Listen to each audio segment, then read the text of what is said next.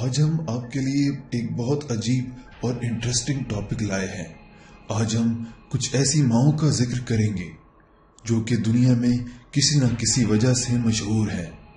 اگر آپ نے ہمارا چینل سبسکرائب نہیں کیا، ہمارے چینل کو سبسکرائب کر لیں تاکہ ہر آنے والی ویڈیو آپ کے پاس سب سے پہلے پہنچے۔ تو چلیے شروع کرتے ہیں۔ پہلے نمبر پر ہے تھامس بیٹی نامی ایک مرد جس نے ایک بچے کو پیدا کیا، اور یہ آج سے 10 سال پہلے ہوا جب تھامس نے خود یہ فیصلہ کیا کہ وہ خود ہی اپنے بچے کو پیدا کرے گا، اور اس کام کو سر انجام دینے کے لیے انہوں نے آرٹیفیشل انسینیمیشن کا استعمال کیا جس میں سپرم ڈونر کا سہارا لیا گیا۔ دوسرے نمبر پر دنیا کی سب سے کم عمر میں ماں بننے والی بچی ہے جس کا نام میرینا ہے۔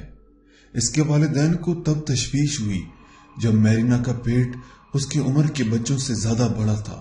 تب اس کی عمر محض 5 سال تھی۔ جب ڈاکٹر نے اس کا معائنہ کیا تو پتہ چلا کہ یہ بچی 8 مہینے کی پریگننٹ ہے، اور اس کے بعد اس نے ایک بچی کو جنم دیا۔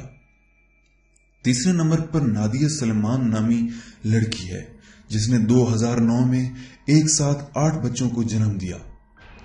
چوتھے نمبر پر قد کے حساب سے دنیا کی سب سے چھوٹی ماں ہے جس کا نام ٹیسی ہے، اور اس کا قد صرف 2 فٹ 4 انچ ہے، لیکن اس نے 2 صحت مند بچوں کو جنم دیا۔